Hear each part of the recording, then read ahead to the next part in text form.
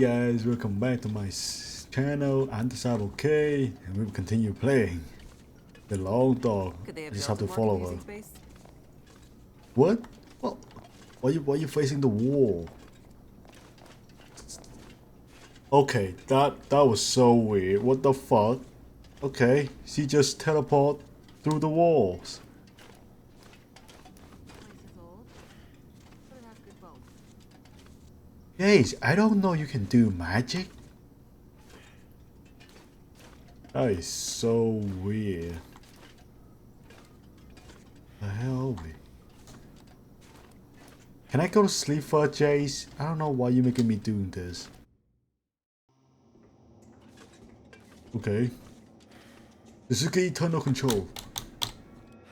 Am I-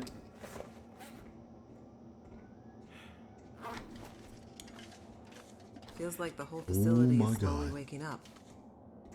That aurora is a real mystery. Yes. It's almost like magic, really. Yeah. Yeah, I believe so. It's almost like magic. Like you. Okay, I'm sorry. I'm sorry. I'm sorry.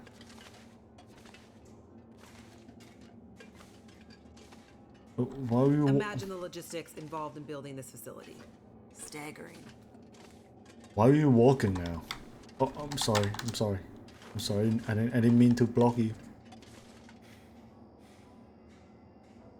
Come on. Come on.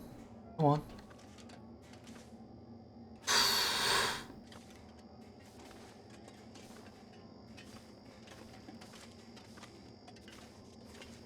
We there yet?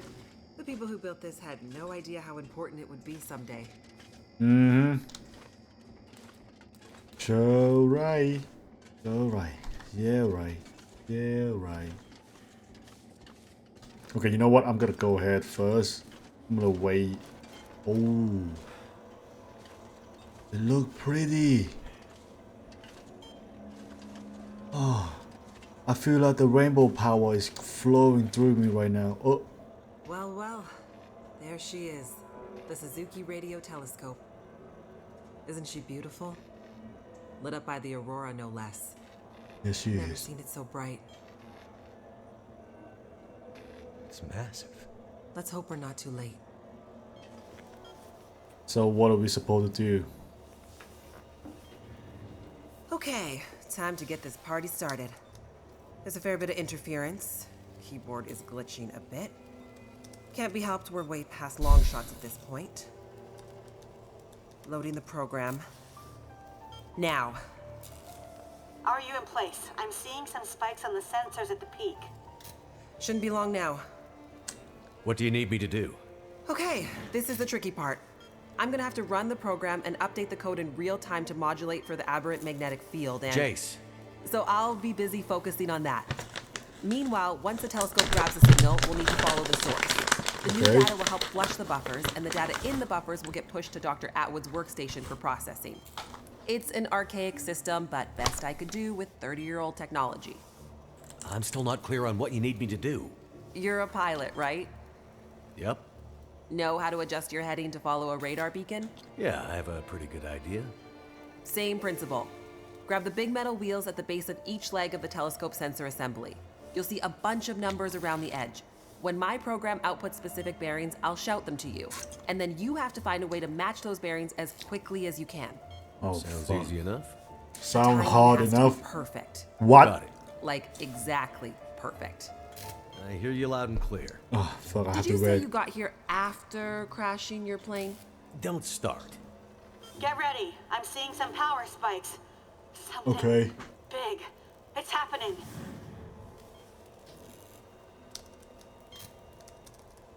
Get ready, Mackenzie.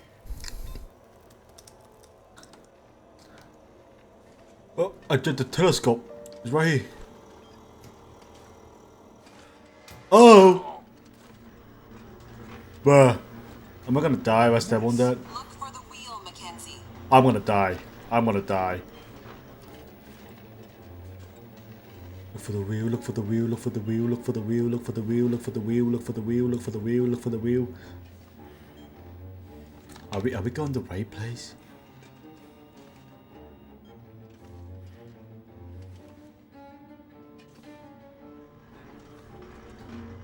You know, I feel very optimistic about this.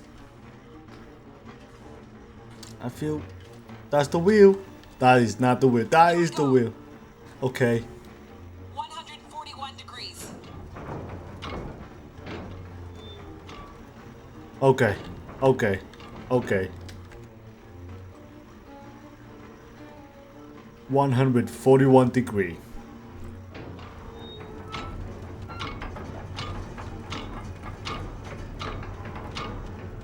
Okay. Okay. Okay. Are we doing this right? I think we're doing this right. We have enough time, hopefully. Yes, we do. Yes, we do. No, no, no, no, no, no, no, no, no, no, no. Go back, go back, go back. 141 degree. Done. Done. Done. I did it, boy. I did it. I did it. I did it.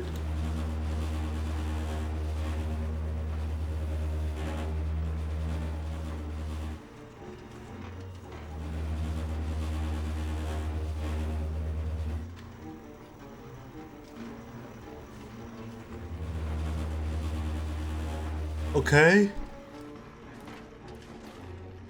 What happened next? Look for the console with the big wheel on it. Come on, Mackenzie. How am I supposed to find anything down here? There's gotta be a way through here. The dish is huge. That's it. We're getting close now. Keep going. Okay. 67 degrees. 67. 67. 67. 60. I'm sorry.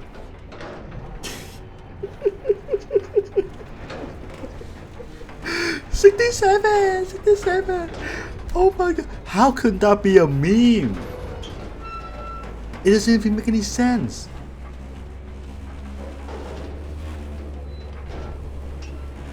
You're almost there. 67.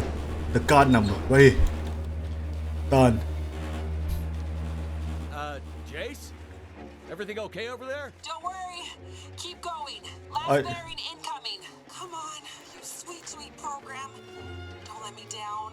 We're gonna get it, Jace. We're gonna get it. Open the door. Last one. Well, 156, Mackenzie. Get to 156 before the whole thing blows. well, Dr. Atwood, this. Well, she's kind of right. You do need my help. No, what's the number again? 156. 156. Okay, 156. This game is easy. It's easy. Come on. Look how easy it is. Almost there. Nope. Stop. We got them. Mackenzie. Get it.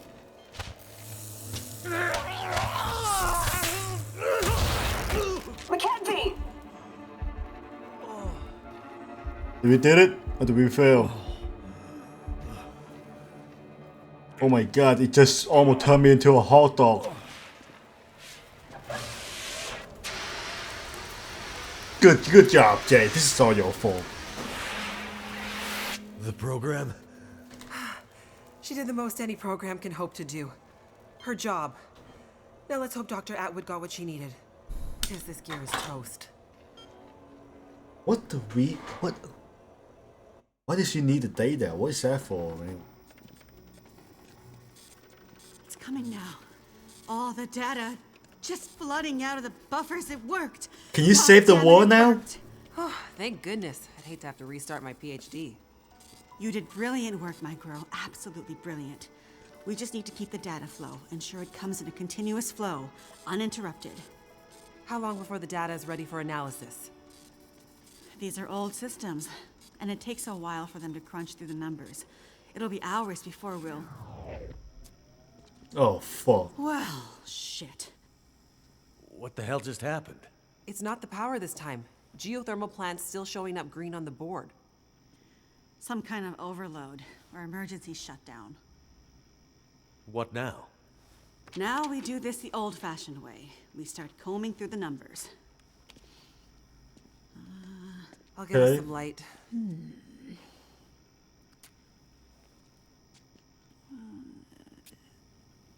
Okay.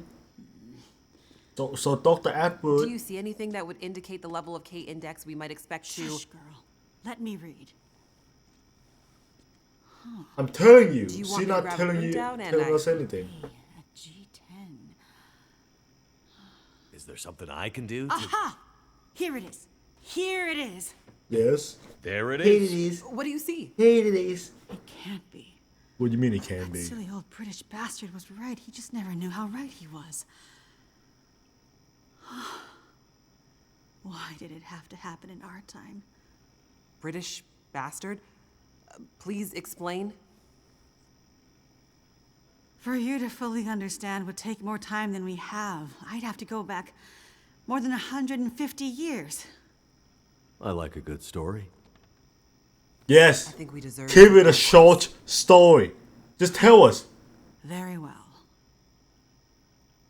In 1865, a British scientist and naval officer was tasked with supporting the research of a scientific team, seeking to create a kind of communication that could travel over the air.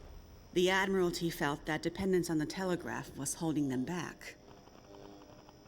This Navy man was inspired by stories he'd heard about the Carrington event 6 years prior.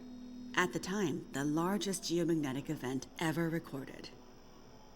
He had heard that the abundance of static electricity in the air had powered telegraph lines, even after the operators had unplugged them.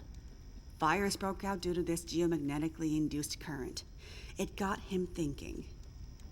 This scientist's research led him all over the world, and he began to piece together a picture of the Earth's geomagnetic profile, and something about the operation of the sun and its effects on the Earth's magnetic field. Remember, this was 150 years ago, and well before they had the equipment to prove any of this.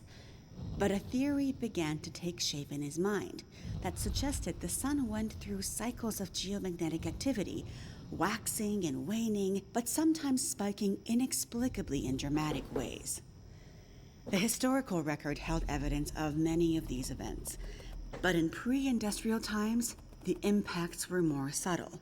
Even in the mid-1800s, there wasn't enough power infrastructure to really feel the impact of these spikes, so it wasn't of great concern. But the growing dependence on telegraphy suggested this shouldn't be ignored. And this scientist predicted that if the level of electrification continued to grow exponentially, as was predicted, this would create a serious vulnerability that could be exploited by their enemies at great cost to industry and society at large. He was given a secret commission from the Royal Geographical Society to prove his theories and to come up with a strategy that would ensure the British were in the strongest position to exploit any such geomagnetic disaster. After another decade of research, this scientist began to suspect that this geomagnetic current that existed all around them could impact many other things, and more deeply. He began to study migration patterns of animals and gathered evidence of whale strandings, bird die-offs, and other unexplained mysteries relating to animals' innate abilities to navigate vast distances with great precision without the benefit of modern tools or equipment. Eventually, he knew he had to travel north to the Arctic to really test his theories. And in December of 1865, he took a ship and a crew of Navy scientists and mariners in a specially commissioned research vessel, a modified bomb mortar ship, fashioned after the Terror and Erebus from the ill-fated Franklin expedition. His ship was named the HMS In Tenebris, and he took it and a crew far above the Arctic Circle, along with an array of unique recording equipments he had crafted himself, with the hope of collecting data to support his theories. This scientist and Navy man was Captain Edmund Wintermute. The word in Mackenzie's secret message. It was a person's name. Wintermute's mission was to collect data near the Arctic Circle, and he and his crew were also tasked with the goal of resupplying a small Navy research outpost that had been set up as part of Wintermute's program the year before. Some of the crew on Wintermute's ship was designated as relief for the outpost crew, and Wintermute was meant to bring the replaced men home to their families. A few days away from the Arctic Circle and 2 days from their destination, Wintermute recorded increasingly active aurora and other geomagnetic activity around the ship, including St. Elmo's fire. But he also noticed something else. As evidenced by their journals, many of the crew were having trouble sleeping, with some experiencing full-blown insomnia that worsened as they traveled further north. Some were also beginning to forget things, their journal entries occasionally slipping into childlike language or outright gibberish. 2 days out from their destination, the night watch rang the ship's bell to announce a man had gone overboard. The man, an experienced mariner, had been observed to simply walk off the deck of the ship. By all rights, a calm and dependable sailor. This event shook the crew's morale. Wintermute did his best to keep them focused, but he was still inexperienced as a ship's captain, always more the scientist than sailor or Navy man, and he could tell the men were increasingly becoming anxious, even distrustful. Walked off the ship and straight into the water. Exactly, but things got even stranger after that. When they arrived at their destination, a small island surrounded by sea ice, they found the Navy observation camp that Wintermute had set up the year before completely abandoned. The shelters were mostly destroyed, the relentless Arctic winds having shredded their canvas. The sled dogs were killed, some seeming to have been eaten. Many of the men were found dead, their bodies frozen in their beds, some showing signs of having been attacked or murdered. Yikes. Keep in mind, the Franklin expedition was still fresh in the public imagination during this time, including all the rumors of cannibalism.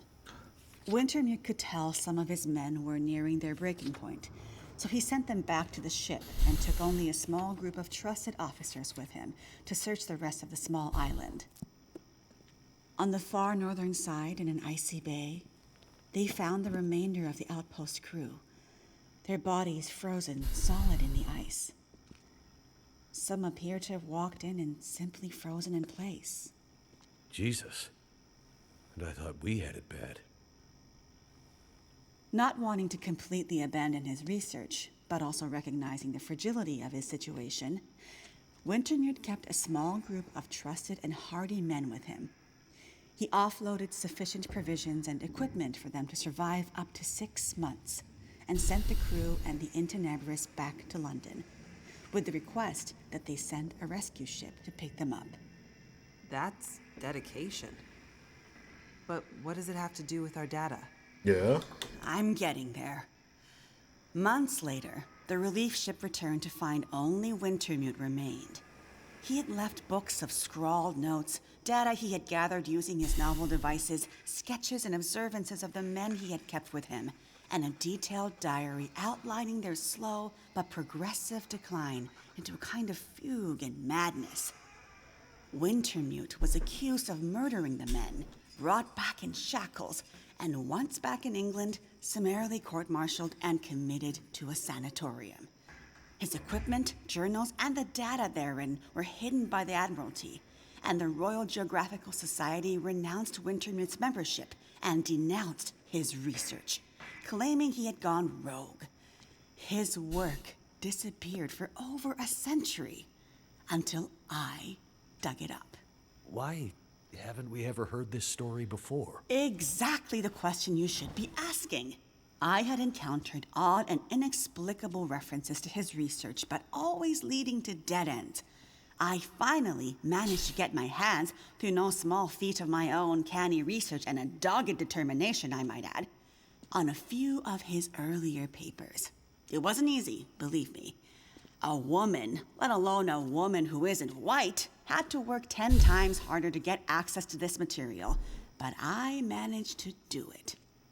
I spent the next 20 years piecing it together, tracing the fingerprints of Wintermute's theory, collecting his data, analyzing, and then adding to his research with research of my own using increasingly modern equipment. And the more I dug, the more data I collected, the more worried I became.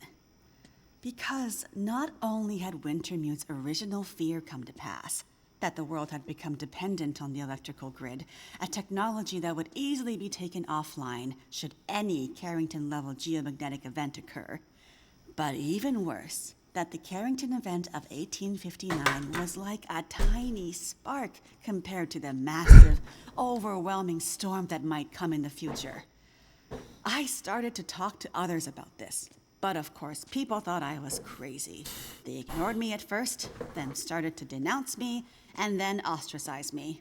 Until I eventually found myself so far on the fringes of accepted science that I was entirely isolated, with nobody to trust, nobody who would believe me. Except for Chase. I lost my job, my marriage failed, all my academic credentials were thrown into question.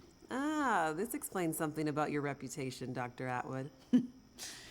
Nobody would believe me, except for John, who you met as Jeremiah, Mr. Mackenzie.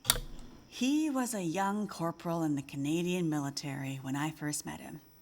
Handsome, as I recall. It's a long story on top of an already long story, so I won't tell it all here.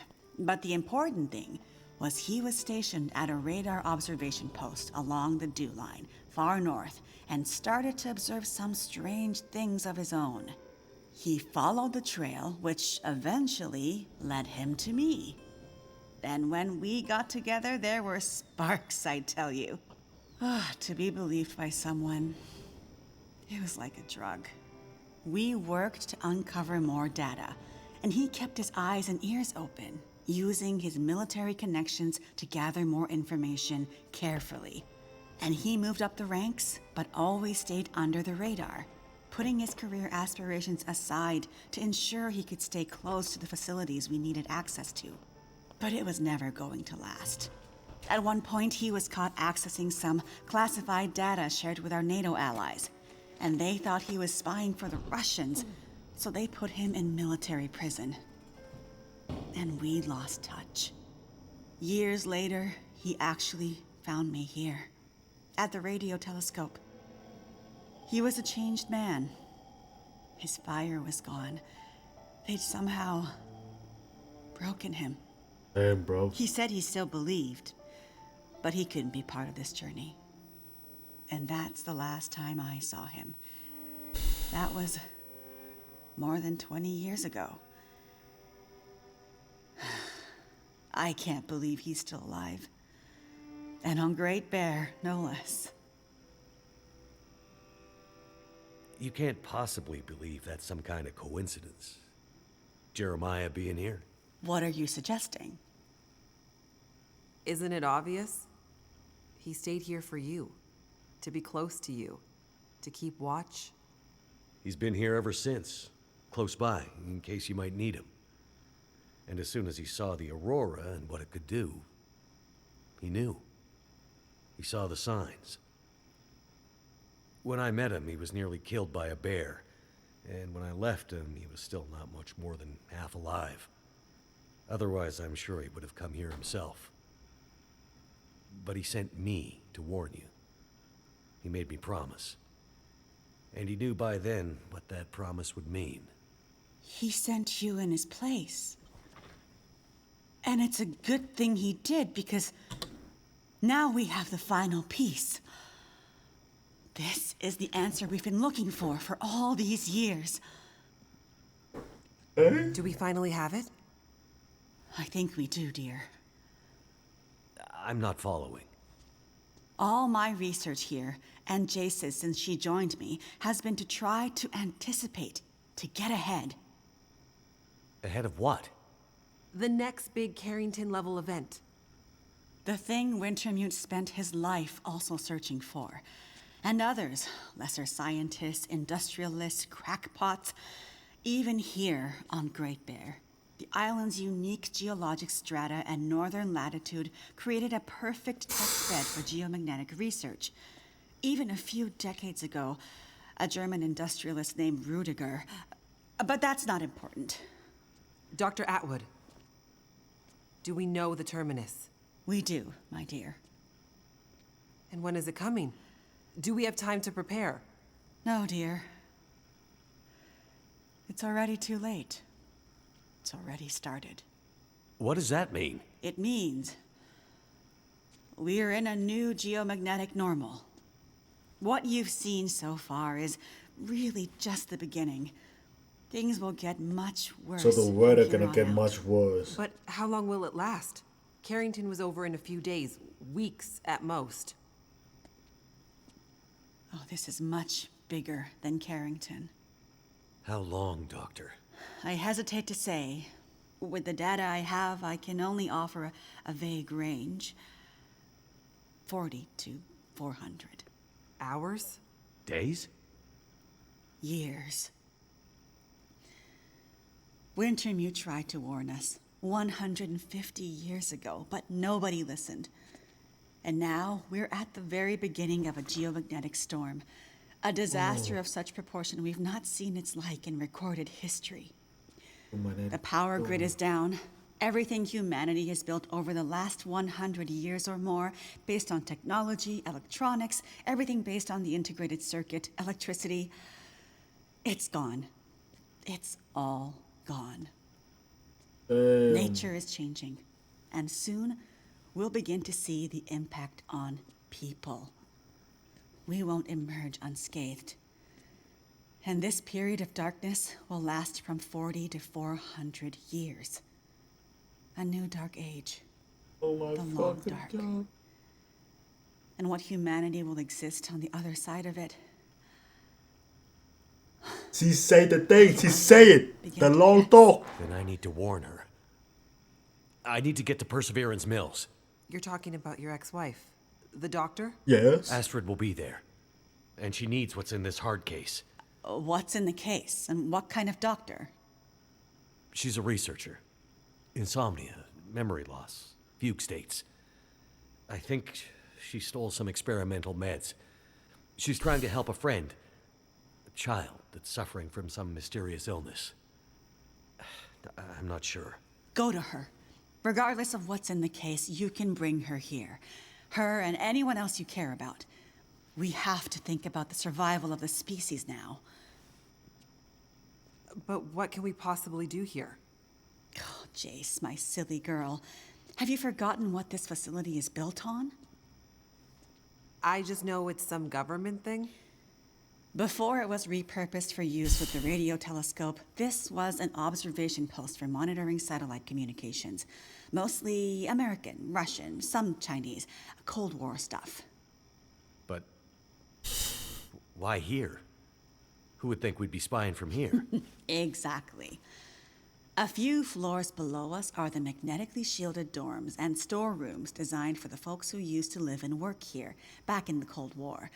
The whole place is basically a big bunker. Right. And the team that built the geothermal plant left various supplies behind. Exactly. There's probably enough dry rations and assorted supplies there to feed dozens of people for a couple of years. Survival of the species, huh? I'm afraid so. Then I better get to it. Yes, time to save my ex-wife. But first, time to sleep.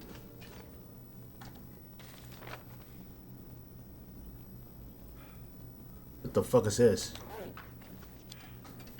Oh boy, she finally stopped talking. Tuna room? What the hell does that mean? The tuna room. Oh. It's the same room we want to turn the starlight. But first, time to sleep. Cause I'm so goddamn sleepy, bro. Look at me, I'm almost died. So apparently, can I take that?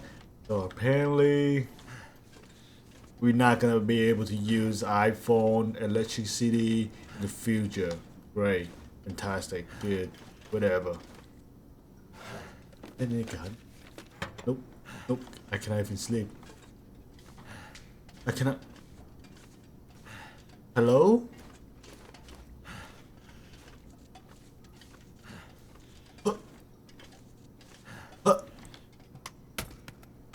I cannot. Son of a bitch!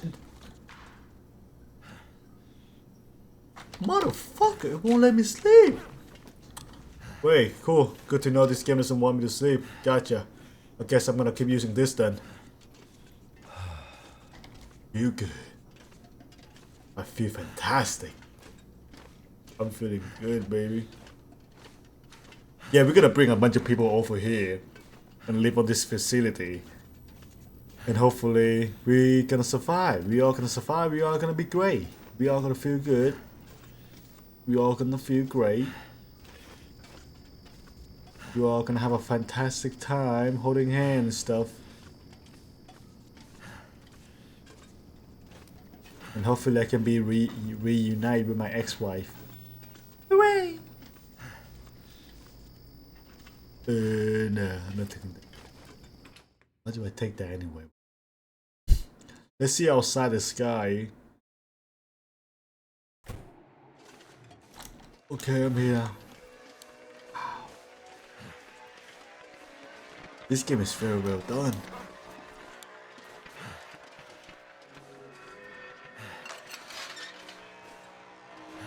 Gotta go to my ex-wife. Gotta head to my part 3 do no harm. Who decided that? Who decided that? Kind of heavy. Oh, that's me. This packet is getting kind of heavy.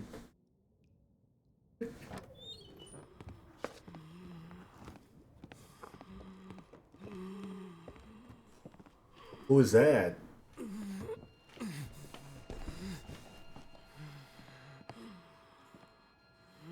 This is your patient. And in case you're thinking of letting him die, consider this a little extra incentive to keep him alive. Astrid. You don't need to do that. I need you focused. I'm a doctor. I'll do whatever I can to help your friend. Really? Nobody fight back with two guys? He's my son. He dies, she dies, and then you die. He's lost a lot of blood. And his injury looks infected. There's a fair bit of bruising around the torso, suggesting there may be internal injuries. Oh, Tell me look what like happened to I'm gonna die. There was an explosion. Oh. Then a Forgot lot of about heavy that. stuff fell on him. Oh, I forgot about that. How did you know to come here? We heard on the radio. Shut it, Vachon. You always did talk too much. You never mind that. Just fix Donner. For internal injuries, there's not much I can do with the equipment here. It's too rudimentary. Normally, he'd be airlifted to a regional hospital. You'd better figure something out. I need some better gear, like an emergency trauma kit. Well, you'd better figure out where you can find something like that. You have and people. soon. Find that shit for Rescue me. Station. Oh my They god. need to keep it stocked as emergency backup for remote communities like Perseverance. There's medical supplies there, Where is it? along the old logging roads, north of Desperation Bay. Very rough terrain. It won't be a fast trip on foot. Well then, Doctor, you better get going. I'll get the supplies and I'll be right back. And then we'll get Freya out. Motherfucker. Don't get ahead of yourself, Doctor. Heller, go with her. Boss. Shut up and get going. You're gonna kill me on the road. A little company to make sure you come back. And remember, Donner goes, and your We friend. have a whole town of people. And we let these three What's your dudes when you get take back? control of all Be of careful, us. Astrid.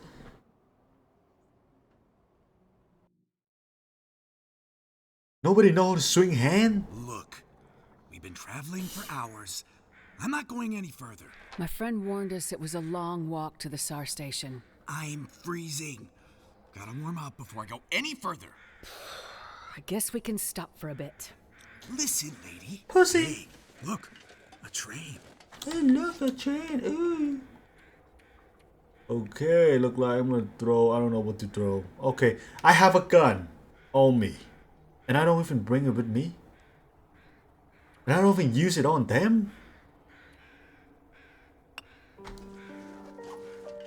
Damn, what an ancient piece of junk. This thing belongs in a museum. You know anything about trains? Nah, not really. Can we ride? I just think they're cool. Can we ride? Bet this track leads to the SAR station. Can we ride? Yes, that is correct. You guessed it right. Oh, we can. If I could just get this old steam engine working, it would save us a lot of time. Sure would beat walking. But it looks to be missing some control parts. No shit, genius. Must be around here somewhere.